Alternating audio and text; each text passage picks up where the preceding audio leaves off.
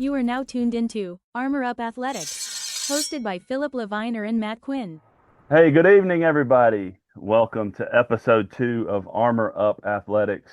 I'm Matt Quinn, and I'm joined by Phillip Leviner. What's up, guys? How's everybody doing? It's Glad to be back. And no doubt, it is a good time to be back. Blessed to be back. Blessed to be able to experience some high school football this past Friday night. Got to see some local teams in action. We'll get to all that at the end. But we'll start it off like we always do with our opening devotion versus encouragement. Today's episode is titled God's Game Plan.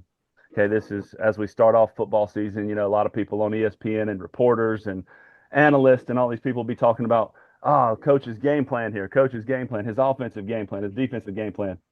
We want to focus on God's game plan because this is one that's usually 100% right. Okay, so there's no mess ups. There's nobody in the crowd saying, "Hey, you should have threw the ball. You should have passed the ball. You got to block better." There's nobody doing that to God's game plan. So that's kind of the theme for today's show, and some of the verses we're going to share and things we're going to share are going to follow that. I'll start it off with Jeremiah 29:11, and that reads, "For I know the plans I have for you, plans to prosper you and not to harm you, plans to give you hope and a future." And then also Proverbs 16:3, "Commit to the Lord whatever you do, and he will establish your plans." These two verses really hit home for me, you know, with some of the things going on in my life and not knowing where I was going to work, what I was going to do, how, you know, if I was going to coach a team, if I was not going to be able to coach a team this season when St. Andrews shut down. So really had to lean on the Bible here, and some of these verses really stuck out. You know, for I know the plans I have for you. And I was like, okay, he's got a plan. Obviously, it's not my plan. My plan was to be coaching college football. So I really had to lean into the Bible on that and say, I don't know why, God. I don't know why you took this away, but I got to trust that there's a plan in place. And now I'm personally starting to see some of those plans through Armor Up Athletics, through our friendship, through the team that I'm currently coaching at Scotland. But you know, to go on into those verses, in sports, a team never steps onto the field without a game plan. All of us as coaches, my guys that are watching me, we have a game plan, and we study the opponent, and we prepare these plays, and we practice it, and we practice it. And a good game plan will bring clarity, confidence, and direction to our kids, to our team. God works the same way with us in life. He's the ultimate coach. Before we were ever even born, like, he knew the plan for our lives. He had the game plan for our lives, one that leads to victory and one that leads to defeat. And you have a challenge there. We often want to call our own plays. You know, Matt Quinn wants to call his own plays on Friday night. And in my life, I want to call my own plays. Hey, I'm planning on going to coach at this place. I'm planning on coaching at St. Andrews. But we might think we have a better plan, Phillip, but there's a better path. There's a better game plan. We just have to have some faith and dive into the word of God and listen to him, even when it's difficult and when it's tough. That's why Proverbs 16:3, you know, it reminds us to commit everything to the Lord. In sports terms, that just means, hey, I got my clipboard every Friday night. I'm up on the top of the press box. I'm going to have to just hand that clipboard over and say, look, this ain't going to work for me. My plan for my life ain't working right now. You need to help me. I need to figure it out. And like in sports terms, that would be like me sitting at Scotland High School, Phillip, and I look over and Nick Saban's sitting right there. I'm gonna hand him my clipboard. Say, hey, look, here you go, coach. So why would I not do that in my personal life with God? So that's my verses. That's the God's game plan and the way I wanted to portray it in my personal life and how it's going, and just trusting God to call your plays. I love it, man. I really do. Those are, you know, I run across those a couple times last week, man, and there's always positivity in those messages. They're just really good words to live by. You know, when you talked about the plan this way, and let me tell you something, guys. Matt is like a planner down to the T. We couldn't be more opposite when it comes to this show, because he'll send me the breakdown every week, and I'm just over here kind of ad-libbing and just trying to figure it out. But when he sent me this week's topic about God's playbook, you know, I dove into my Bible. Obviously, I I've been known to just kind of come off the top of my head sometimes, but I like to be a little prepared for these things, just for Matt's sake, because I know he's a scheduled kind of guy, and it's good. It really is, because it keeps me in check, and I love it. But my verse is Psalms 119:33. The verse states, "Direct my steps by your word, and let no iniquity have dominion over me." So to me, that verse kind of refers to,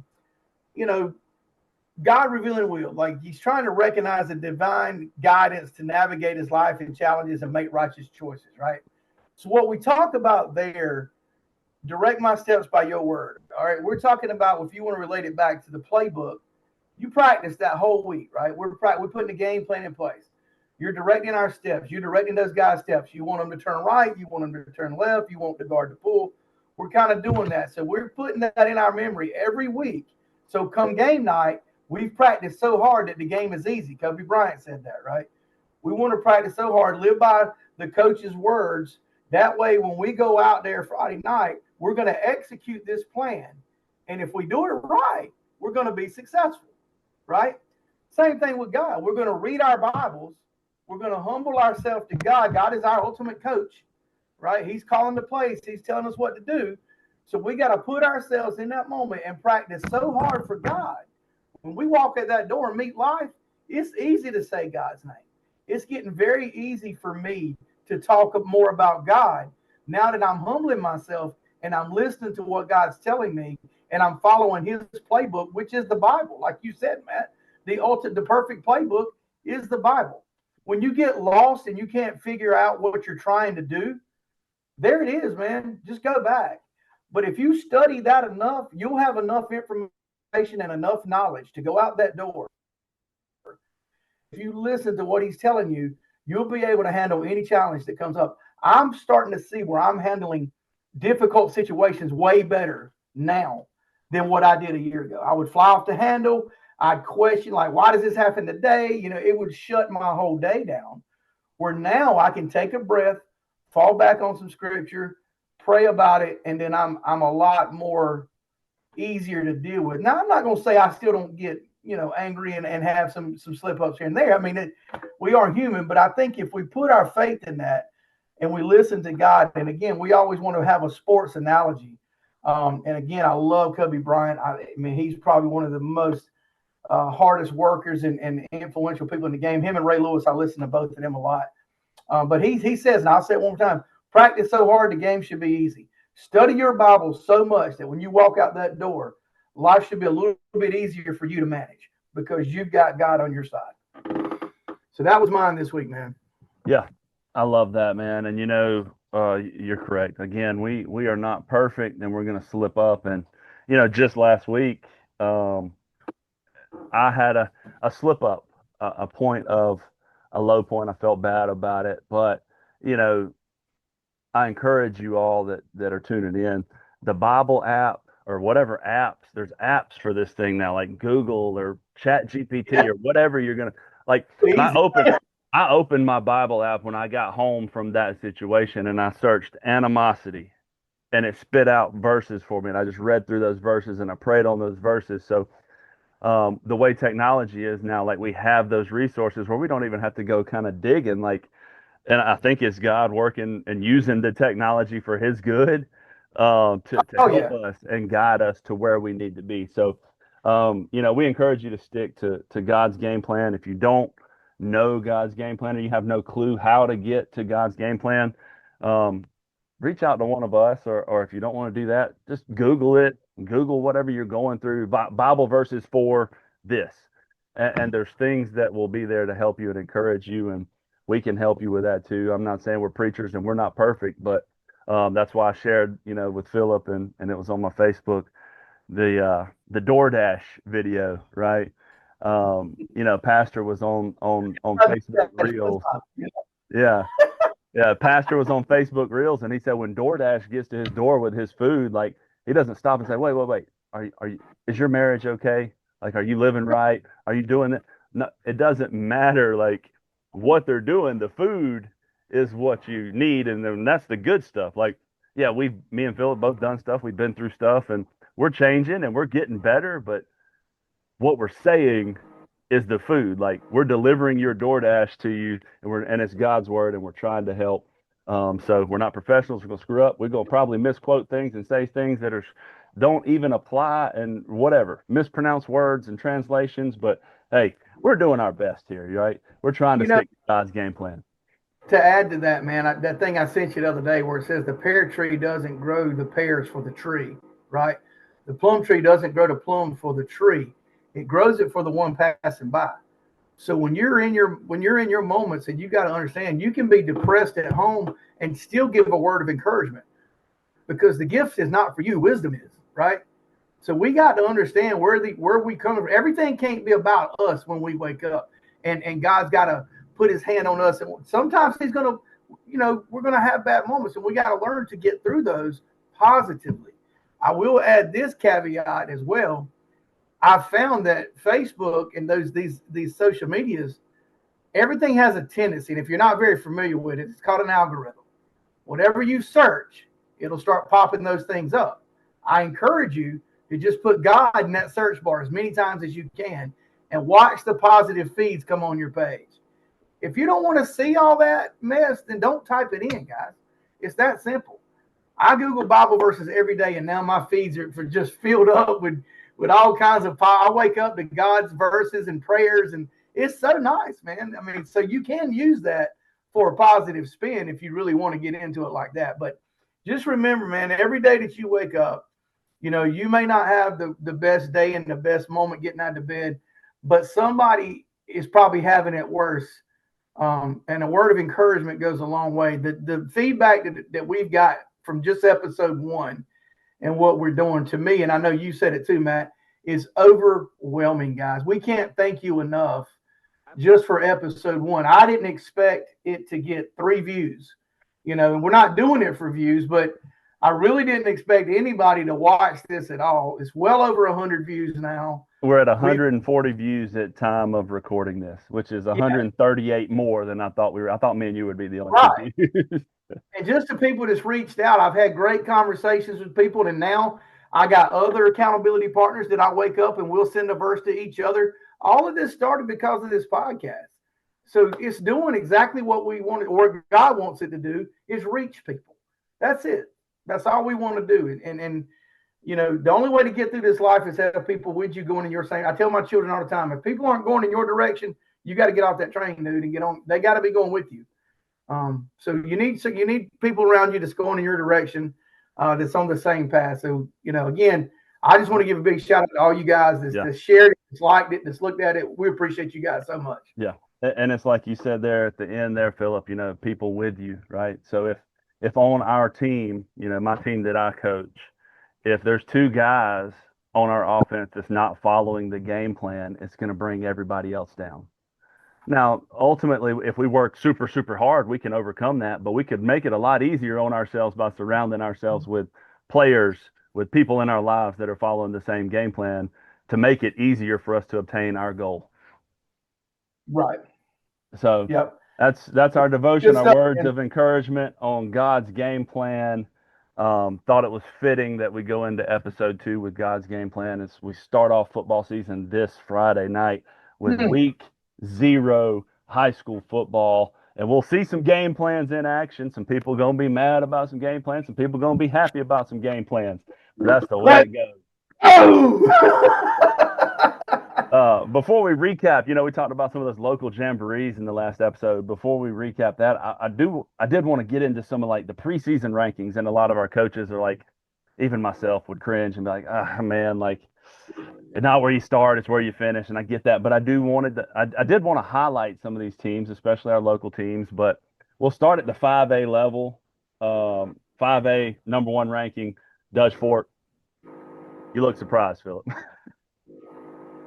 Nobody's surprised.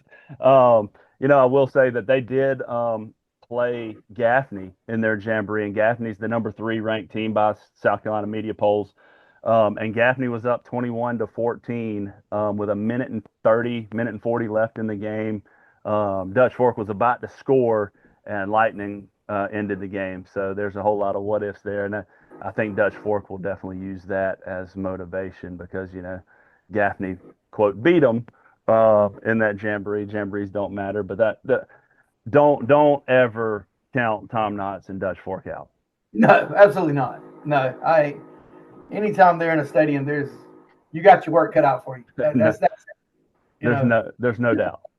Moving down to the 4A level, at number 1, you've got South Point. South Point, historically, really good team. Number 2, we've got a local team at number 2 there, South Florence. South Florence, defending state champs, played for it a few years in a row, got beat year got a guy by prior. the name of Norris Sellers there, I believe. Yeah, he's above average, I think they would say. Above average, yeah. Local team, defending state champs. They're the number 2 seed. Number 3 seed is the team that beat them the year prior, Westside out of Anderson, South Carolina. Shout out to Westside. Like Brian Lane was like my mentor, and he was my receivers coach growing up back at Burns High School. Does things the right way. A good, faithful Christian man that I still call and talk to and text to this day. Number 4 in 4A, another local team, Hartsville. Hartsville's at that number 4 slot. And then the number 5 team in 4A is North Augusta. And I'm throwing North Augusta out there because, my brother coaches there. He's the assistant head coach and the strength coach. Had a really good run, made it to the lower state championship last year. They've got a lot of dudes back. They've got an offensive lineman that's, got a Georgia, Virginia Tech caliber offers, and a running back that's a Division I running back. So that's, that rounds out the top 5 in 4A. But our local teams in 4A there, South Florence and Hartsville. So really looking forward to seeing how they represent the PD for sure. At the 3A level, 2 local teams there that we've got in the top. Number 2 is Dillon. Dillon is at that number 2 spot. Another shocker. Yeah. Nobody's really too surprised there. People might be surprised they're not number 1. They're not. Right. They're not ranked number 1. So Kelvin Roller, those guys do a really good job. Got to scout some of them up on Friday night. We'll get into that, but. And then the number 6 team in 3A local PD team, Loris, is there as well. Loris has come a long way, and they are battling. And that 3A region that they're in is loaded with Dillon, Loris, and Marlboro, and those guys. Like, they are loaded. It is a very talented region, so they kind of beat each other up in the regular season. Some say it's the SEC of 3A. At the 2A level. At the 2A level, at number 9 and number 10, you've got Sherrall at 9, and then Central at 10. So 2 Chesterfield County teams there cracking the top 10 in 2A. So we'll talk about Sherrall when we recap. And I know, Phillip, that might make you happy, might make you sad. I don't know which way you're going with them being at number 9 there, but I think it's a good. I mean, again, like you said earlier, it ain't where you start, where you finish, but it doesn't make it easier to get to the top if you start higher. That's for sure. And then the last classification, 1A, the number 1 team in 1A, Abbeville. Again, like Dutch Fork, nobody shocked there. Nobody was confused. Every year. They are just a nasty program, buddy. And then local teams at 4, you got Lakeview. At 6, you've got Lamar. And at 10, you've got Latta. So that rounds out the, some of the locals and some of the shout outs in our preseason media rankings there. I wonder how popular the podcast has to be before we can vote on the media rankings, Phillip. I mean, I'm trying to figure out if we can get in that. If we do it now, we may not make anybody mad.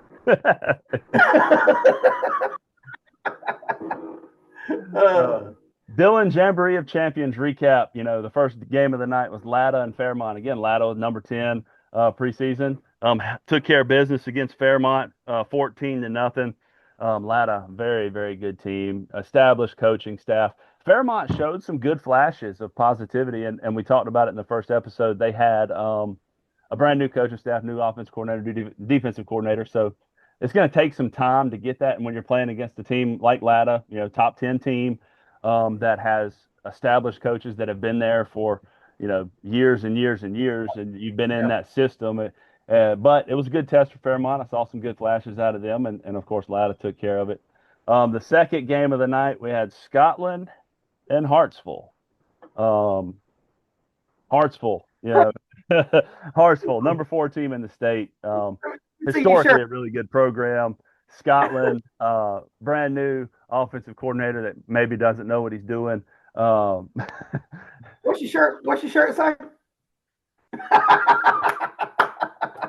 Oh, that final score, Scotland 12, Hartsville 7. We did score. We scored 2 touchdowns. Couldn't convert on extra points. We got some work to do in the special teams games. We had 3 other possible drives that should have, could have, would have been touchdowns. We had fumbles and penalties, kind of, but you expect that in the preseason, and that's things that you can clean up as you move forward.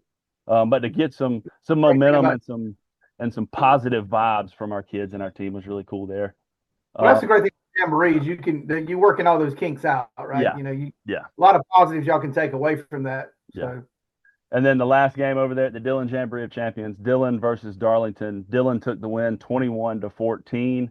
Dillon, again, number 2 in 3A. And we talked about it before, but Darlington, man, I really, really just impressed. Watched it live and saw a quarterback, man. I got to find his name. He's number 11 for the Darlington Falcons, and he is a dog. Like, he is a good player. Yeah. Coach Johnson has been there for a few years now, so they're buying into his system. The improvement is there. I mean, 5, 6, 7, 8, 9 years ago, you'd have saw Darlington and Dillon on a schedule and be like, well, there ain't no point in really even tuning into that. But we had a 21-14 ball game where at one point Darlington was up 7-0 and fought through it. So really proud of those guys over there. Over into the Chesterfield County versus everybody, aka the Willie Williams Jamboree, the first one of the night. MacB Piedmont. MacB took care of Piedmont 21-7. Kind of lived up to what I talked about before: scrappy, hard-nosed, tough ball players. Second one, Chesterfield and Lamar. And Phillip, you were talking about this with me earlier, but people were saying this was the most competitive and fun game of the night over there. I was not that I'm talking bad about Chester by no means, but Lamar is historically a very good program. They're top 10 this year. Nick coming in first year, not to know what to expect, but I thought they played very well. Had an opportunity to score and only gave up 1 score. So a lot of good things there for Coach Dixon and his crew. Man, that was impressive. It really was. So yeah, really excited as well. While we're talking about Chesterfield, Coach Nick Dixon will be our first coach's interview in Armor Up Athletics history. So we're excited. We'll get to that in a little bit. Third game of the night, Sherall and Trinity Collegiate. Let's go. Hey, it's preseason. Calm down. There's a couple things around this house we get really excited about. The Gators, the Braves, got to stick with them. But now we did look pretty good, man. We had some high spots. Caden looked pretty good. Threw the ball around a good bit. Running back game was pretty good. A couple touchdowns out of the backfield.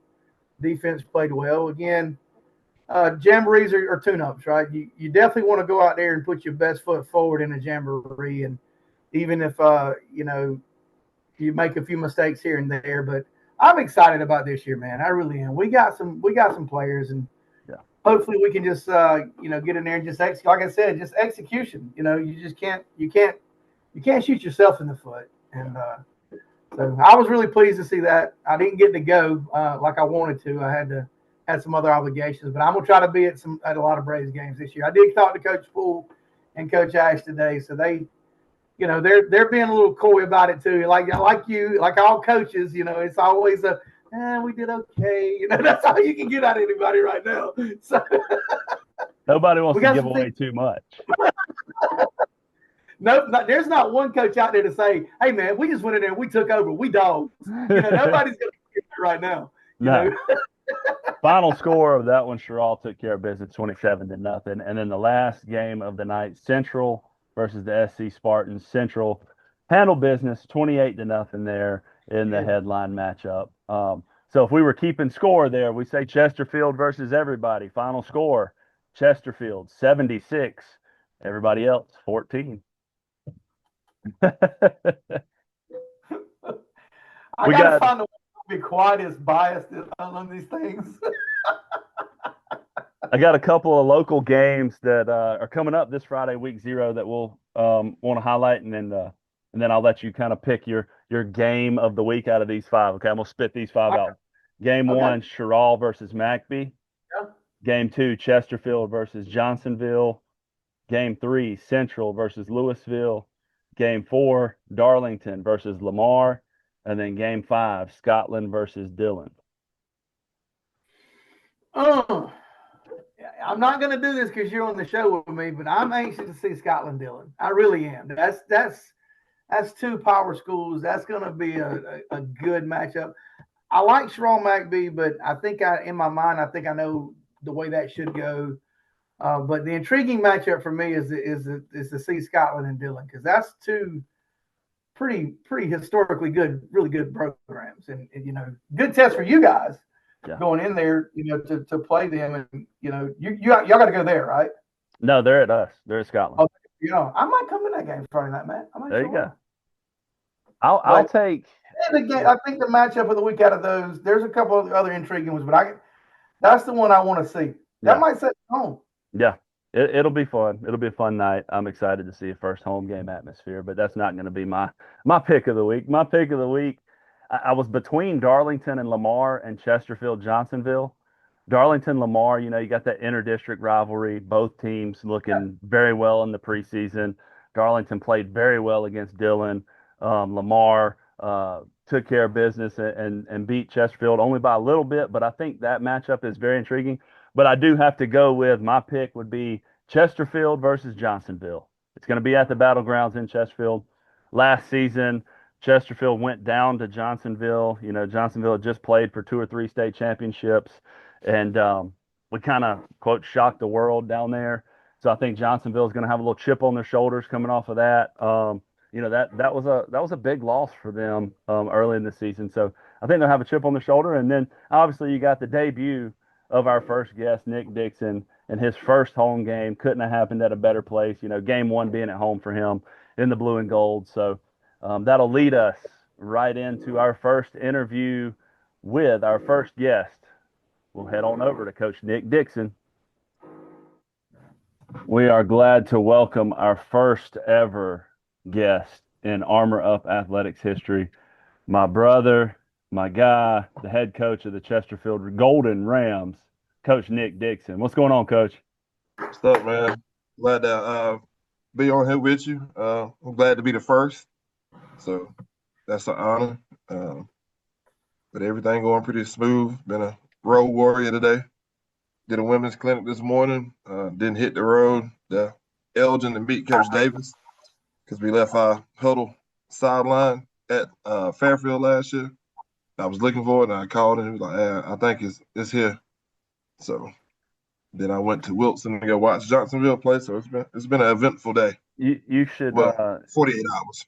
You should just blame the previous head coach for leaving that stuff down there at Fairfield. That'll be fine.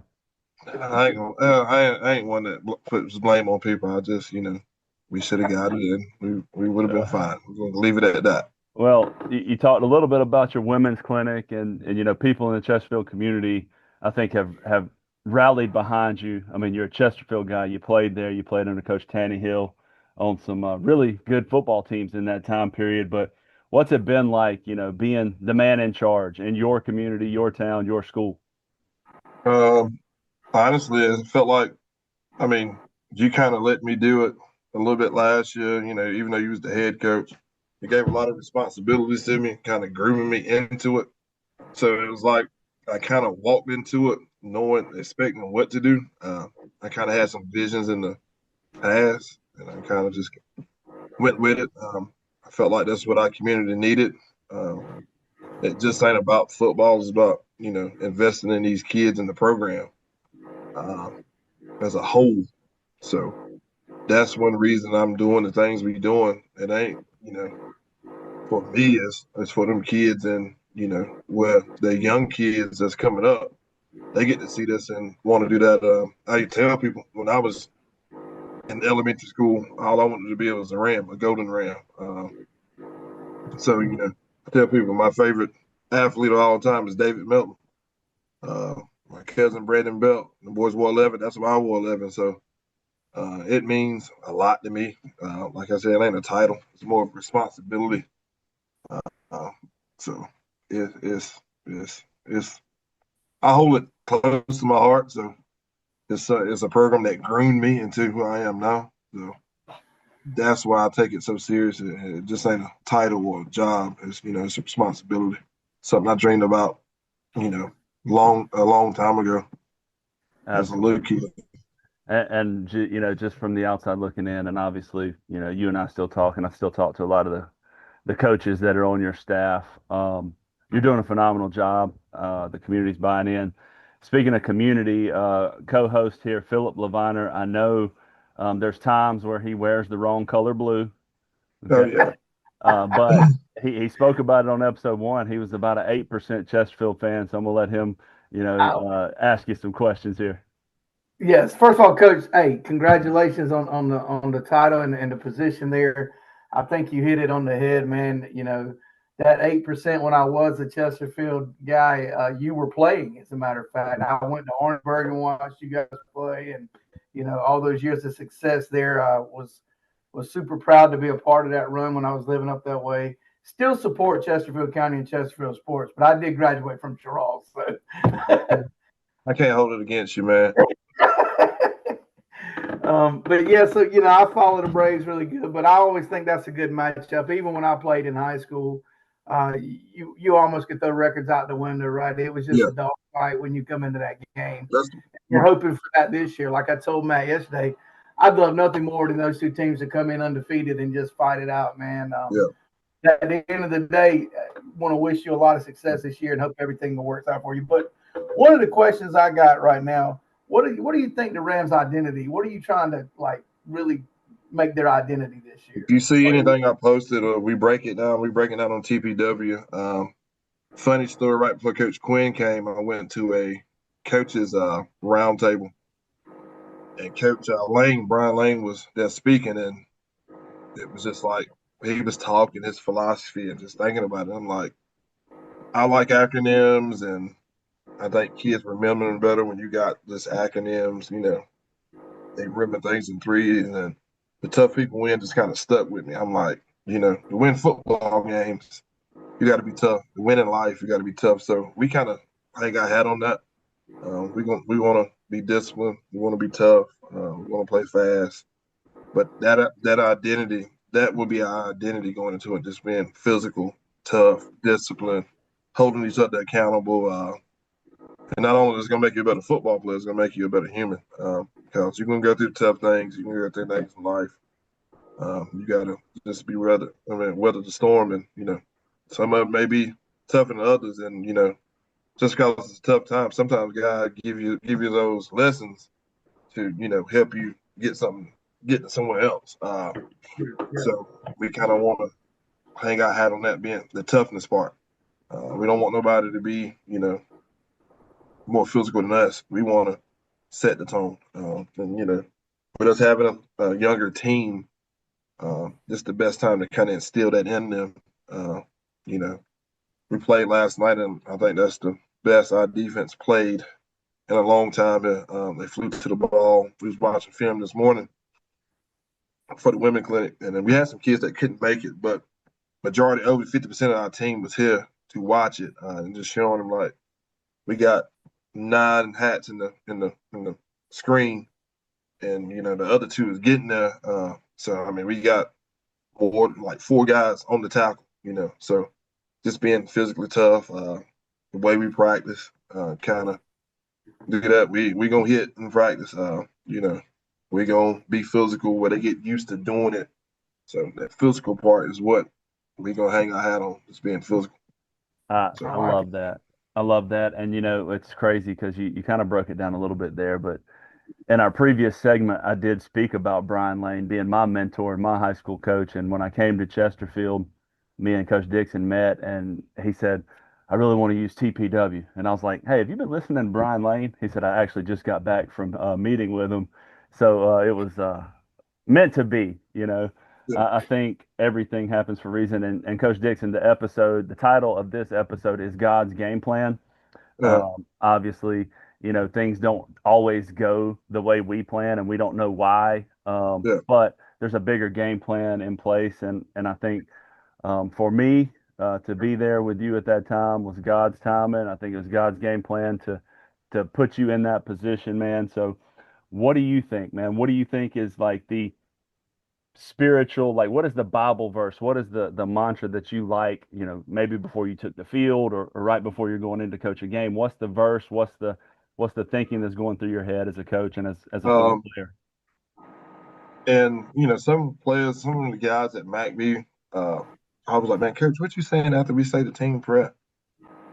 And before I say amen, after we say the Lord's Prayer as a team, I said, God, let you. That kind of made me a better coach. Well, you expect to win everything. Then I got looking, I'm like, man, if it's God's will, it's gonna happen. If it ain't His will, it's not gonna happen. So that's something I can lay my hat on. God, let your will be done. If He wants us to be successful, we're gonna be successful. Which don't get it wrong. We have to prepare for it, but I let His will be done, and I kind of live by that in life. If it's God's will, it's gonna be His will. It's all about His timing, your season. Something like I said earlier. Sometimes you have to, go through some things to. It may be you may think it's bad, but it really ain't bad. It's just a lesson to prepare you for the next season, and not a season of football season, but a season of life in the spiritual realm. So that's kind of how I go about things. I grew up in the church, so every Sunday, Wednesdays. Once I started playing ball, kind of missed some of the Wednesdays, but I knew where my help coming from. My granddad, I was raised by my grandparents, so they was like, you could do all this, but you had to get that time on Sunday. So they made sure I went to church. My church is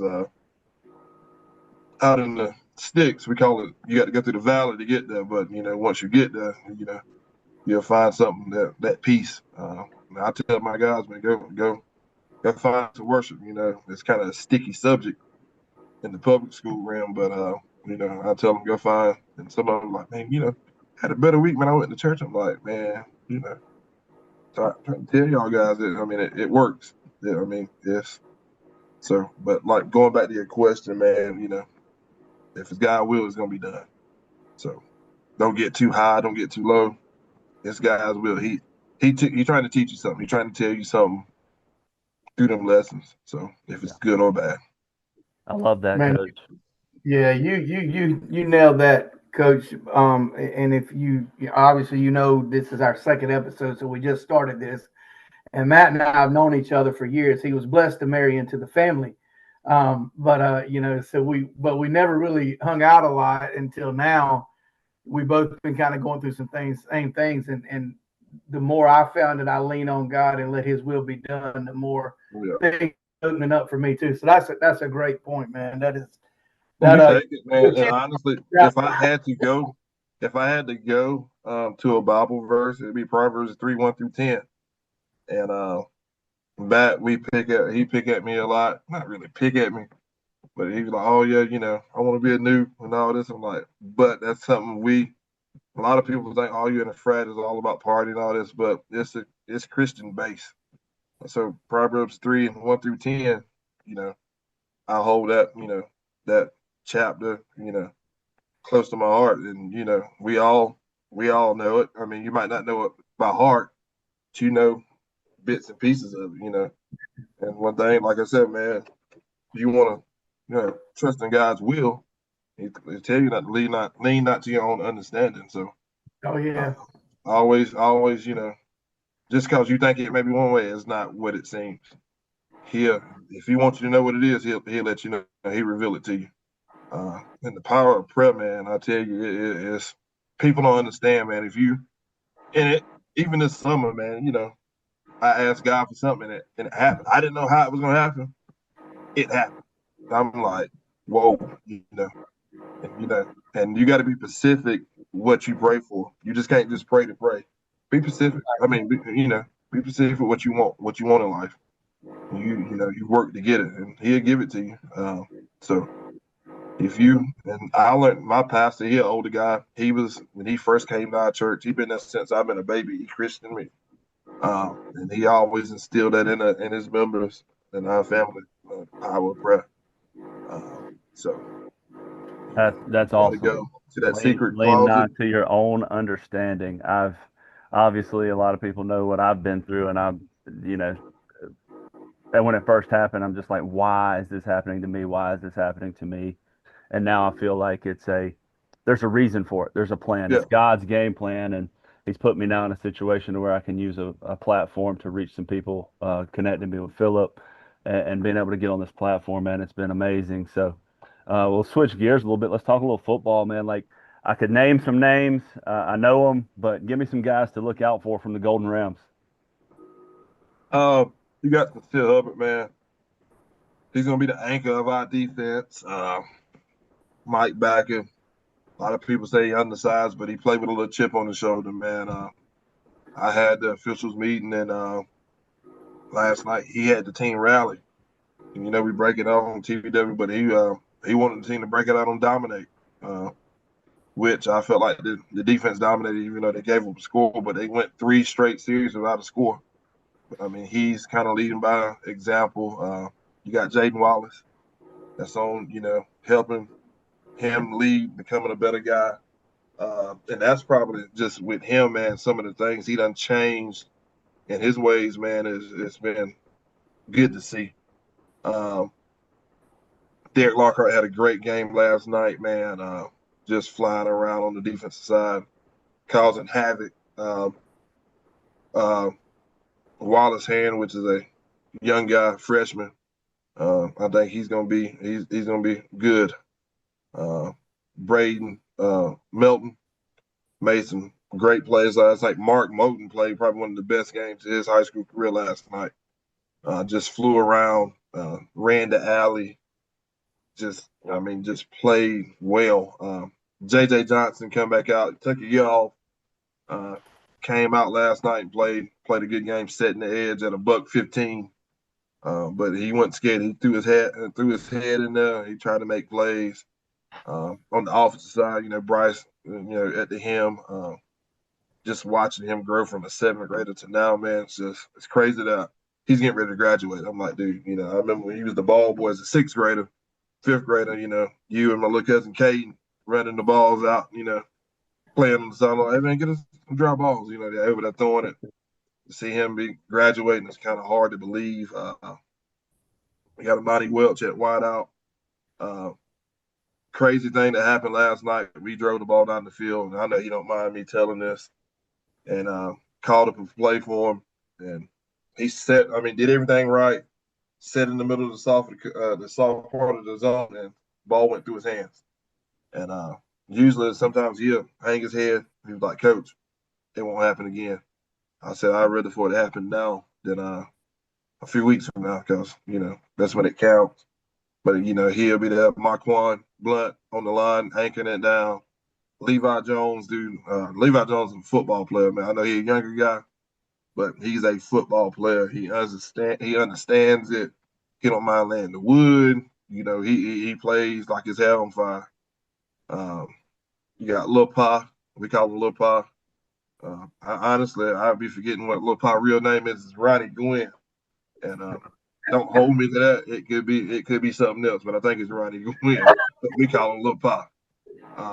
So them guys, man, they gonna help us out, And Wallace turned around and play offense as well. You got Holden Lowry at wideout, just coming. He ain't the fastest.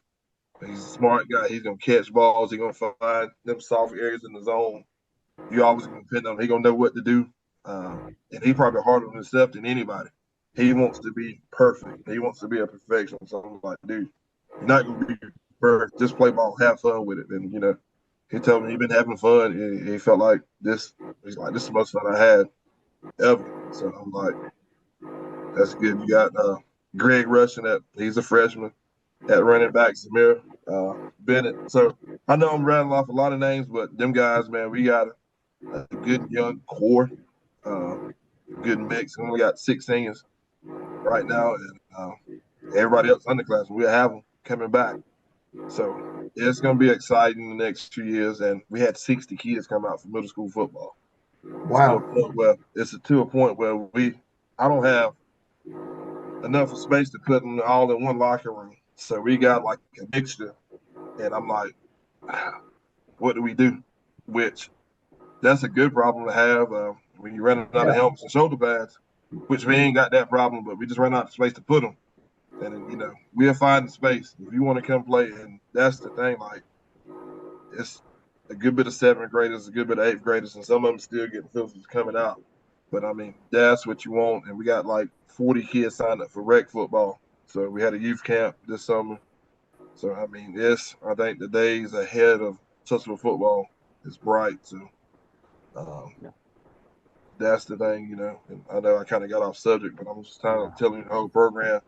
I want to know everybody in my program, not just the high school kids, but from 12th down to 3rd grade, 4th grade, 5th grade. I want to know establishing relationships. And that's one thing, I picked up from Coach Quinn.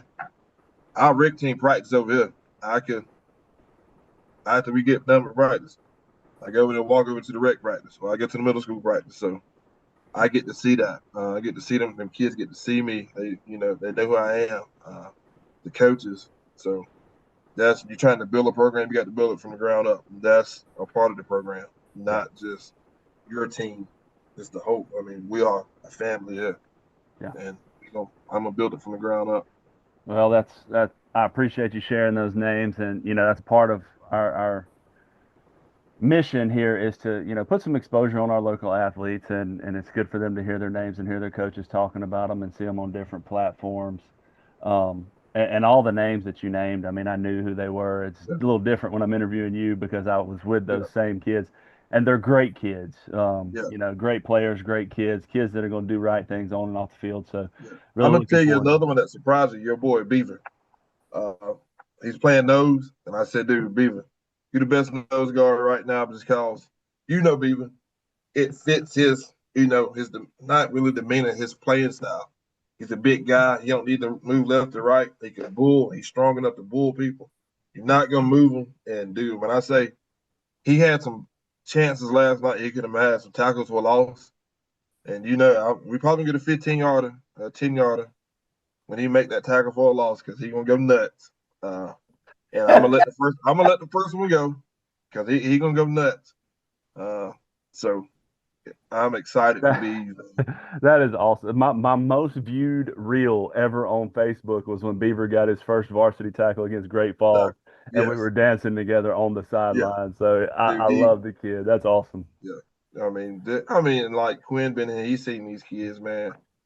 They're good kids, man. I was somebody from the district was over Friday, and they was like, man, this lunch is like quiet, and kind of the kids just doing. I said, watch this. I said, hey, and just did that over there towards the tables, and it was like complete silence. They were like looking. I'm like, that's the difference between here and other schools. It's like we picked that first day of school. Like, dude, I can actually hear the principal talk. All the other schools I've been at, principal giving the talk. It took about 15 minutes and know that he's talking. So, not a shot at nobody. I'm just saying, that's just the difference. And Chesterfield and everybody else. We got good kids, and good thing with me, man. I mean, I know the community, so if your kid cut up, I know who your people is. We go. I had to go get a middle school kid over there. I got in my truck when I was in middle school. Hey, went on home. I had that talk.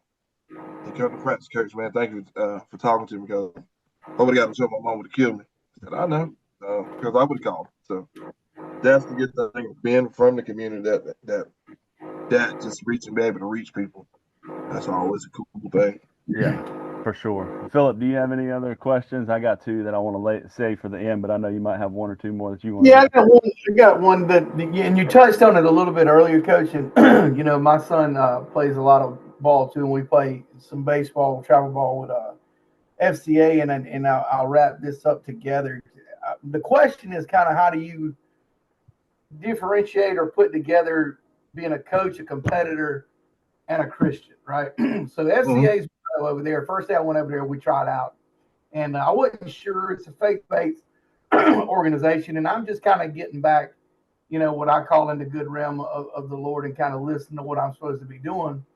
So I don't want to know if I need to go out there and I need to be yelling and screaming yet because So the coach says at the end of the game, at the end of the tryout, he's like, "Look, I don't want you guys to think just because we're a Christian-based organization that we're not going to be competitive. We're going to beat the brakes off our opponents, and then we're going to pray for them. So, you know, as a coach, obviously in a high school, in a county that's got a lot of history, being a competitor, how do you tie that in together to be that competitor, that coach, and that Christian that you have to be?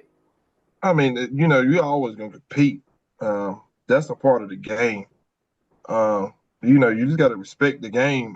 You don't want no kids to get hurt and this and that. Yeah, you're going to be howling and doing, but as long as you know, doing it the right way, your beliefs and faith going to show through that. So, you know, you got that you're coaching and you like, man, I wouldn't let my child play for you. You see it through the team, how the team plays or how they act. It's all a direct reflection of the coach. If the coach is instilling good ways in them, they're gonna do the right thing. In your presence or away from your presence. So I mean, it's all about what you instill in your kids. And you know, a lot of the things that I believe in and do and try to instill them, I learned from the deacons at my church. I've seen them be men outside of that, and they just kind of, you know, what they read in the Bible, they try to instill in us as young kids. But as long as you're doing the right thing, your kid's gonna do it, and they see you doing the right thing. They're gonna try to model the things you do. And if you're doing the wrong thing, they're gonna do the wrong thing. But it's all about how you teach them.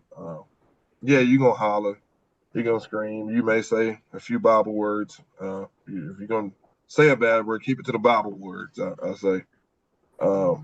But you know, that's that. You teach your kids the right way. If you don't, they're gonna act a certain type of way. If you do, they're gonna act the right way. So that's how you come. I will tell you this, and I'll give it back to Matt. You know, I've used you in a few stories to my own kids because I do believe that when it comes time to take the field, you got to be a dog on the field, right? Yeah. You absolutely were a dog on the field. I do say that with 100% assurance on that. I love the way you played. I loved watching you play. You were probably one of the best competitors I've seen out there. You didn't quit. You know, your head was always up. You always carried yourself well. So I do, you know, use you in some of my examples to my children how to be out there and be a competitor. And you hit it on the head. You know, you got to win with grace and lose with grace, right? That's the way the game works. But I'm gonna turn it back over to Matt. Good luck this year, Coach Dixon. I'm gonna secretly be pulling for you. Well, I take it back. I'll pull for you for every game except Sherrod. I still want you to play well, and if you beat us, hey, it's okay. You know, that's the way the game goes. But I do wish you 100% success, man. I know the community's happy about it. I know Chesterfield's happy about it. And they got a great coach for hopefully a long time, man. So congratulations. That's the thing, man. Thank you for having me. You know, you can pull for us, man. It'll be fine. I think Andy wouldn't mind it. You know, man, I got you. I mean, you can come on to the blue and gold. It's fine. It's close. Coach, we do appreciate you. I got a few more, like one or two more questions. Really easy. We got like 8 minutes left here before we got to get off. The first to the last question. You've ran out on that field as a player. You've come down on the bus and come out as an assistant head coach, as my guy, my right-hand man. But what's it going to be like in a few days? You come out that bus and you come out of that tunnel, the lights are on, and you are the head man of Chesterfield. Kind of describe what's going to be going through your mind at that moment. I don't know, man. It kind of gives me chills. I really haven't thought about it. I kind of been avoiding that because it'll be surreal because you done did it. I done did it at every level that you could do it at. I done did it as a player. Did it as a ball boy player, as a coach. So now it's me leading them out as my guys. It'll be different. I haven't really talked to the guys about it, the game. I will mention a little bit this week. I think it's going to be a huge crowd. A lot of these kids ain't never played in nothing like that. You take my coaching staff, a lot of us guys played together, so we played in it. So it'll be normal for us. But I think the kids, when they get out there, it's going to it's gonna be electric. It's gonna be and I'm gonna take it in. I'm gonna sit back. Take it in and enjoy the moment. But the main goal is beating the Flashes. So there you go. I'm gonna take it in, but I really ain't thought about it. I'm probably emotional. Yeah. But it is what it is. I urge you to take a moment, when you do come out, look around and take some mental photos of what's going on, man, because it's going to be a special time for you. Yeah. Last question. This is going to be really, really easy for you right here. I promise you, it's going to be the easiest question you've had. Who is the best coach you've ever worked for, and why is his name Matt Quinn? Oh man. I mean, I knew this was coming. I think you said the wrong name. I mean, the best coach I worked for, is going to be hands down the mayor, Coach Harris. Hey, James Harris. Coach Harris has got you beat, man. Coach Harris has got you beat. I'll take that. Yeah. Quick funny story with Coach Harris last night. We in a timeout. No, were we in a timeout? Yeah, Lamar might have called the timeout. I'm like, hey, water. Coach Harris taking these water. There's no water. And Davis, Davis. He looked back. I said, Davis, man, where James at? He's like, I look up in the stands. James at the top of the stands, talking to fans. I said, man. Hey, Ernest, you'll get James. The mayor. But that's James. What else can I say? But you second behind Coach Harris. So. I'll take that. As you call him, Yeah. Jimmy. I called him Jimmy. But no, man, appreciate you coming on. Obviously rooting for you. I picked you and Johnsonville as our game of the week to watch for. So really, really looking forward to seeing how you guys grow, progress, mature as we go through this season. I was reading the other night, and this is the last quote I want to leave with you because I think it might be able to impact you and your coaching career and how you move forward. It's Tom Osborne, legendary coach from Nebraska. He said, when coaches die or retire, usually the first thing people talk about is the win-loss record. Somehow that defines you. I hope that isn't the sole definition of what I did as a coach. Relationships are the most important thing, and hopefully I was consistent in my spiritual walk and that players saw that. The fact that I cared about them, not just as players, but as people, was important to them. All of those things are the most important things. From Tom Osborne. Yeah. That's what that's kind of my philosophy, right? Building these lifelong relationships. I had one of even though he's my cousin, he's a former player of mine. He gave me his North-South helmet last night. Wow. He was like, man, I want you to have this. Like, all right, Kevin Diggs. He was like, here, take my North-South helmet, man. Put it on your shelf. I'm like, he ain't got to do. He was like, nah, I want you to have it. Thank you for what you do. And then the lifelong relationships you want to have with your kids when they have babies, when they get married, when you get them invitations, man. That's the reward. That's what you get measured off of. Wins and losses, yeah. The fans and people that they think it's about winning and losing. That's what they're gonna measure off. But them kids are gonna measure off when you're there for them one-on-one meetings in the office. When they're in the valley times, that's what them kids gonna measure off of. Because they're gonna forget about them wins and losses. And most of the time, they're gonna remember how you treated them in the long run. Well, Coach, I appreciate your time. Rooting for you. Yes, You can call me or text me at any time, brother. I got your back. Oh, yeah. Hope nothing but the best for you, man. Thank you for coming on. Congratulations on being the first ever guest for Armor Up Athletics. Good luck to you, man. brother. Thank you. Oh, yeah. Be much better. Coach, good luck this year, man. Looking forward to seeing some things out of Chesterfield. Appreciate you being on, too. Thank you. Yes, sir. Thank you for having me. And we're back. What a great time with Coach Dixon. How about that? That's small school, hometown high school football right there. What a great message from Coach Dixon. Absolutely. I thought he's a very genuine guy, very caring guy, and I definitely think the right guy for that job there. And I think he's going to do some wonderful, wonderful things, not only on the football field, but with that community and with those kids. Yeah, he definitely does things the right way. He's already doing things the right way with the community and the relationships that he's building and putting on his armor every day before he goes to practice. So really excited to watch them grow. Hoping they have a good showing in his first home matchup as the head man against Johnsonville. Of course, I picked that as my game of the week. So we'll see how the Rams turn out this Friday night. It was cool to see y'all's relationship too, man. I think my takeaway last night is how close you guys can get in the coaching realm because y'all do spend a lot of time together.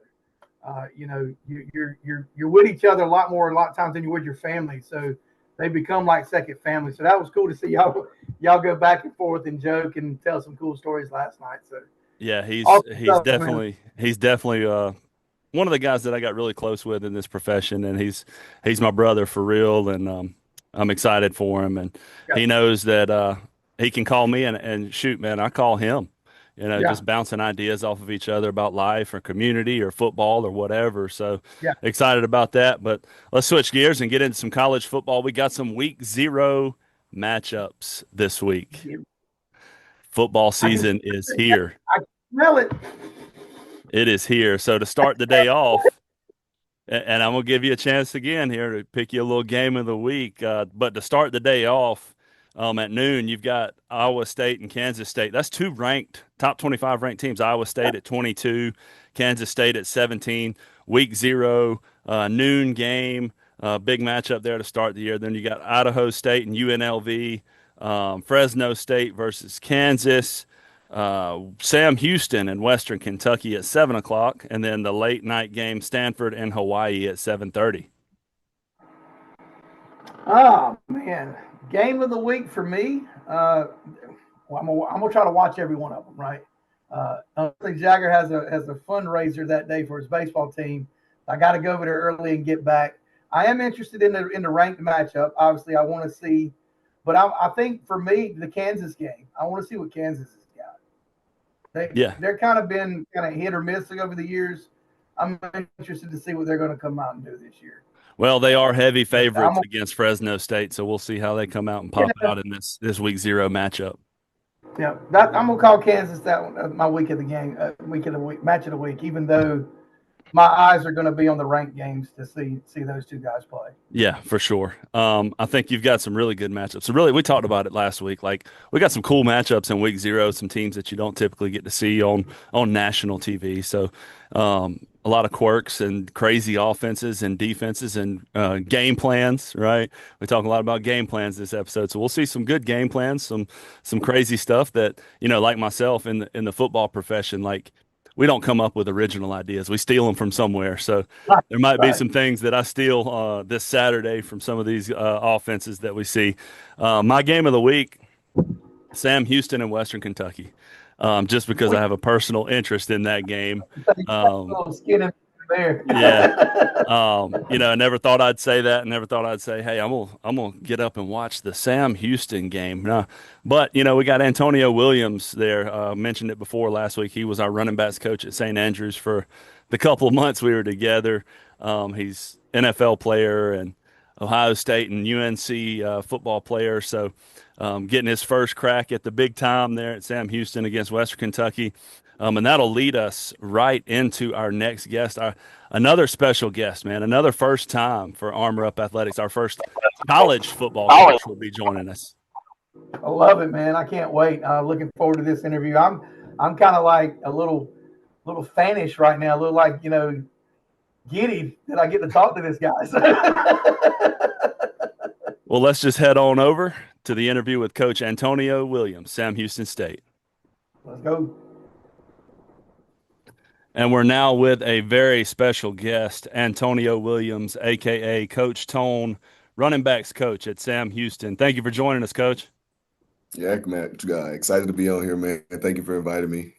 Excited to speak with you guys. Well, we appreciate you taking a few minutes. I know y'all are busy right now, week 0 game coming up, so we'll talk a little bit about that and a little bit about some other stuff. But thank you for carving out a few minutes of your time with us, man. But we've talked about you a little bit on our first episode, your background and stuff like that. But just let some of our viewers and our listeners know, your background, football background and all that good stuff.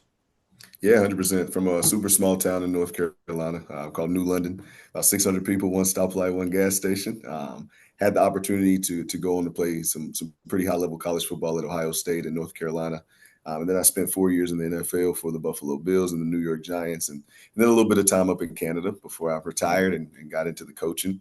Shout out to you. You helped me get started with my coaching career, man. So always blessed for that. And now, obviously, over here at Sam Houston, continuing on with that. Well, the big time background, big time play, in the NFL. Is there anybody interesting or influential from your time in the NFL that you could share a little story? There's a ton of guys. I played with some really good players. I could list them all. Josh Allen, Stephon Diggs was a guy I got pretty tight with as well. He's got an interesting outside story, but outside of that, in New York it was cool. I was with Saquon. Me and Saquon became pretty good friends. But he's a hard worker. He's a guy that I took some good key points from, just how he operated, how he came to work every day.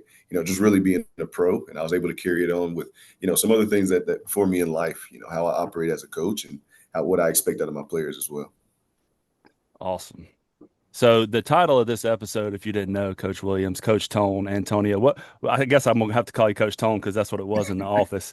The title of this episode is God's Game Plan, right? So obviously our plans, we might think we have it figured out. We might think we're coaching at SAU in 2 weeks, but we're not. We're in different places in our lives and all that good stuff. So what type of mentality do you take from coaching, discipline, perseverance, teamwork, into your spiritual walk, into your spiritual game plan?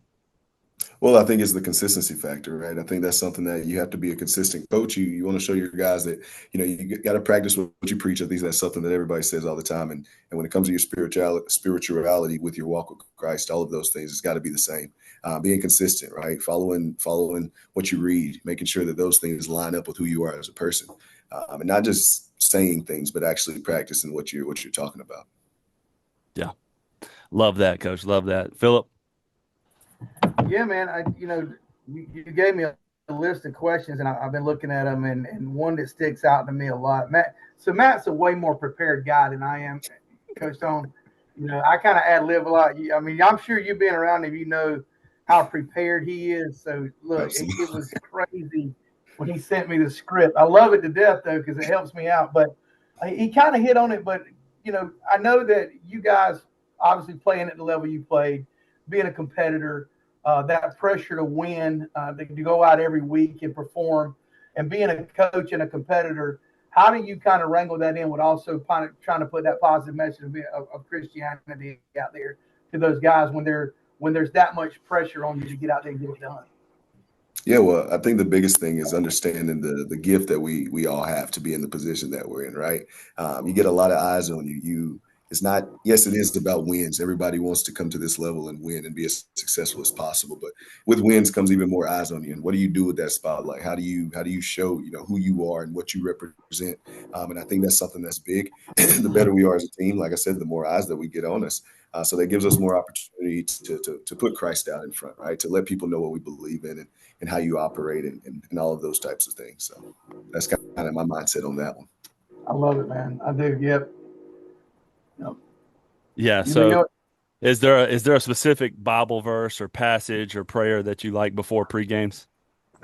Psalm 118:22. I write it on my board, man. The stone that the builders refuse have become the head cornerstone. For me, I've always felt like I've been a guy that was, and that sounds crazy to say, but I feel like I've always been a guy that started from very little, and I've been able to work my way up. And eventually I want to be a head coach. Eventually I want to be a head coach at this level, whether that's coordinator next or, whatever that looks like. But I think it's more so, to me, that verse just means delayed gratitude, right? Continue to work extremely hard. Whenever the time is right for you, it'll be there. But you just have to trust your work and trust the plan. That sometimes we may not understand it all the times, right? God's game plan. Man, it's God's game plan, man. Yeah, no doubt. So switch gears a little bit, man. Tell us a little bit about your team. Tell us about your group. Tell us about your backs. What can we expect in week 0, baby? Man, got a really talented group, hardworking group. I'm excited to see these guys work. We have a lot of new guys that this is a different game of college football, to be honest.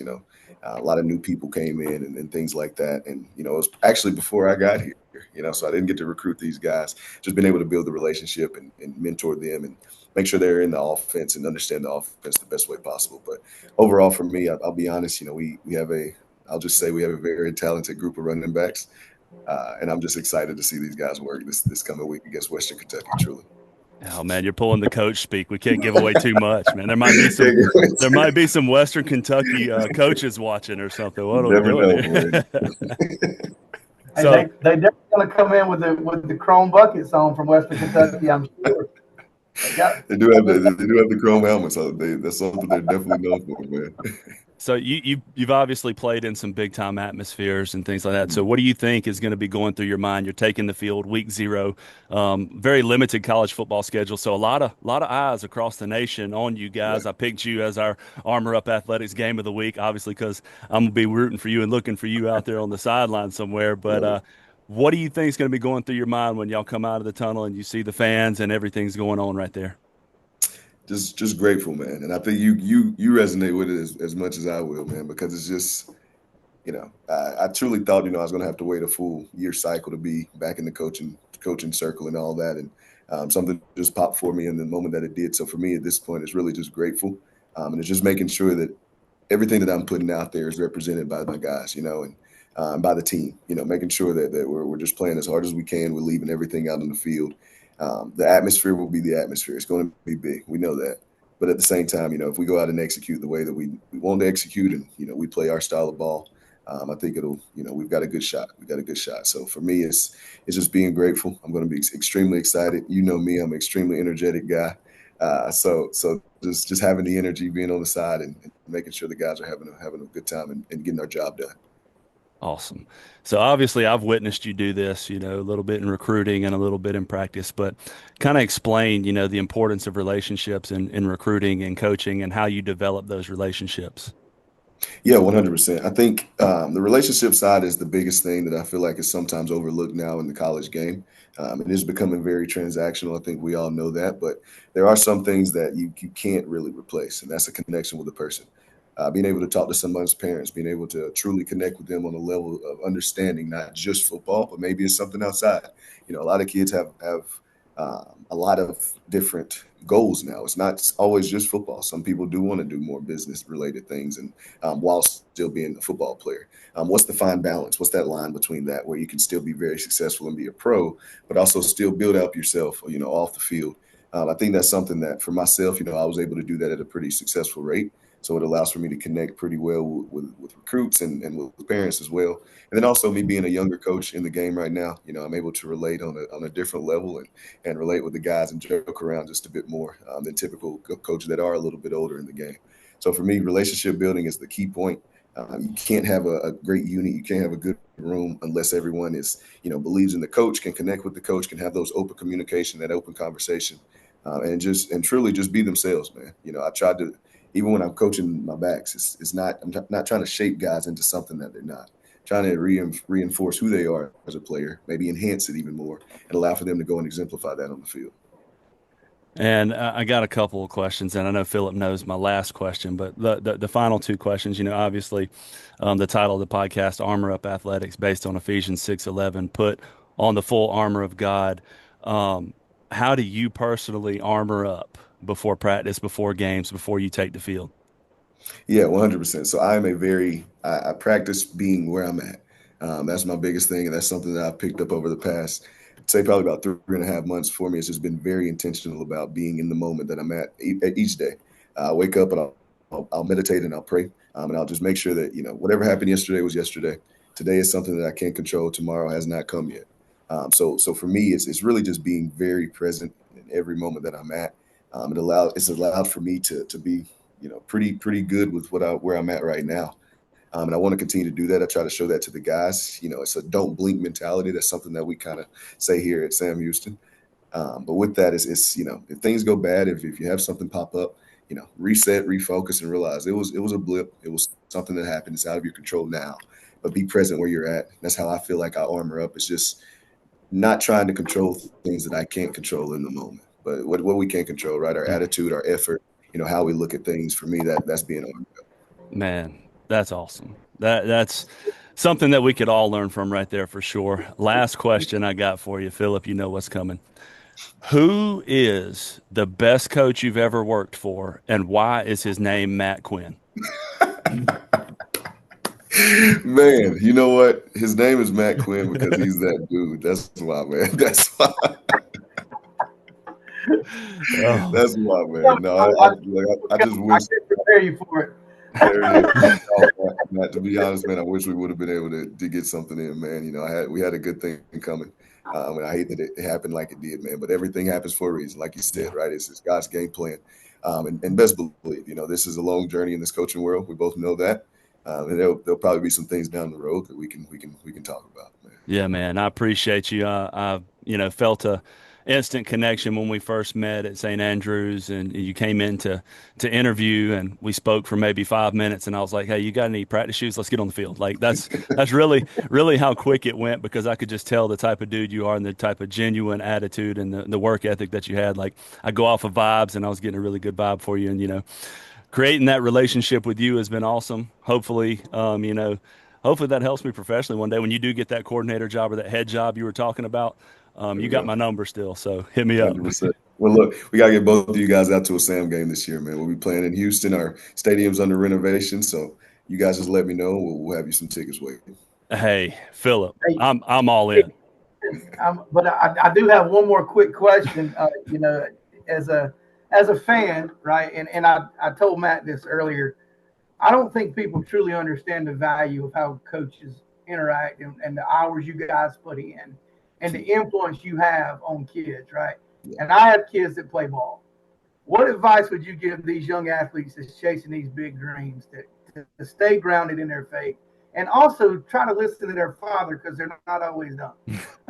Well, I would say you don't know what you don't know. At the end of the day, you don't know what you don't know. And there's been people that have obviously lived more life than you have. So if they're giving you some input and they're doing okay in life, I'd probably listen to those guys. And I don't say that in a bad way, but I say Yeah. just think about the reality of it, right?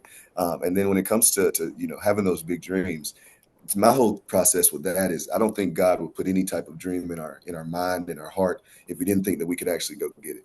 So when a dream comes in your head, when you have that thought, when you have that idea, all right, now it's like, let's suit up. Let's figure out how to go and get to that point.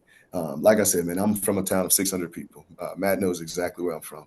I did everything that I wanted to go and do. And I'm not saying, it was easy in any aspect, but I had a great people surrounding me. I was surrounded by great coaches along the way. I had great parents that were able to, make sure that I was taken care of, and I was blessed for that. But even if, outside of that, I still had to put that work in and I still had to show up. Right. I think that's the main thing that people kind of forget sometimes. You have to show up. You have to put the work in. You have to be able to sacrifice some things, such as time. Time is the biggest thing that you will sacrifice along the way.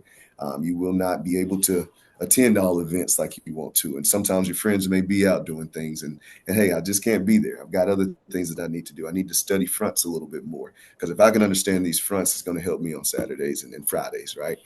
So those type of sacrificial things that are time related, to be able to reach what you're wanting to reach, that's the biggest thing that I think is the hardest thing to overcome at times. For example, my mom recently went through something, and I'm in Texas. And I wasn't able to. We were just coming out of camp, and did it bother me 110%? But I called her, and she said, "You stay out there. I'm okay. You go and do what you need to do. I know what you're out there for." Right. So when you operate a certain way and you continuously move like that, your circle, they'll realize that, and they're like, no, that guy, that person is meant to do what they're going to do, and I'm okay. They'll go and take care of it. You know what I mean? So for me, it's understanding that time and the sacrifice that comes with reaching those type of goals. Coach, that's big. That really is. Coach Tone, we appreciate your time, man. Make sure them boys are ready for week 0. Rooting for you. Always got a fan right here in South Carolina. Me and Phillip are going to find some plane tickets, and get down there and see you in person, man. That would be absolutely amazing. Again, thank you for your time, man. I love you, brother. Good luck to you. What they say, go Cats. Go eat them up, Cats. Eat them up, Cats. Let's go, baby. All right, guys. Thank you for having me again, Coach. Yeah, man. Thank you, brother. Good luck this season. Absolutely. Man, what a great time with Coach Williams. Really excited for those guys at Sam Houston. Wise words, great man, great leader. That just excited to see how they progress with a new coaching staff out there at Sam Houston. And obviously, I'm wanting to see how those running backs play under Coach Williams. Yeah, I'm always excited, like I said, you get that caliber of coach like that. And any coach, I'm always intrigued by. I've always been very intrigued by the coaching industry, something I definitely wanted to do at younger. My schedule and everything's never allowed me to really do that. But I love picking coaches' brains, hearing you guys talk, hearing it come from you, how you script your days and do your work. So loved it, man. Loved everything about it. Yeah, awesome time. When we first started this thing, I think in episode 1, we said, we really wanted to try to be in that 30 to 45-minute range, Phillip. But I tell you what, when God's moving and when you're hearing stories, I'm not going to cut it short, when we're using our mouths for his word and his message, and when we've got guests doing the same thing, never going to cut it short. So, if people want to listen to it all at once or, break it up into a few days, that's fine too. I know we're going longer than we really had planned or envisioned, but, God's game plan, his plans are bigger than ours. He knew that it was going to take a little more time to get the message out. That's right. And look, at the end of the day, we are recording these things so people can go back and watch them. We hope to get into some live ones at some point, which would be cool. But I think right now the right thing to do is how we're doing it, because you can take it and break it up if you need to. I know some people has the time and then they've reached out and love to watch the whole thing. Even the first time around, I had to watch it in sections because the kids were kind of running around, and I went back and watched it a couple times on my own just to kind of, take some ways from myself, because again, we don't know what we're doing half the time. We're just trying to. Hey, you got to watch the film. Recoup, learn from your mistakes, right? That's what we do in the coaching world, and that's how we develop a game plan, right? This is God's game plan, episode 2. We're really excited that you were here with us again. Thank you for tuning in. As always, I'll close us out in prayer, Phillip. All right. Dear Lord, we ask that you help us commit to your game plan. Help us see the way even when we don't understand. Help us focus on you when times get tough. We don't always understand the play call, Lord, but in life we got to understand that you have a master plan and your game plan is perfect. So I pray that everyone has a safe week. I pray that all of our teams and our players and our coaches are safe this week as we go into battle for week 0 of college football and high school football. Thank you for everything you've done for us and everything you're going to do for us. In your name we pray. Amen. Amen, my brother. Thank you. Another great episode. Appreciate you, Phillip. Thank you all for tuning in. Like, subscribe, share, do all those good things for us. We just want as many people to see the message as possible. Sounds good, my man. Thank you.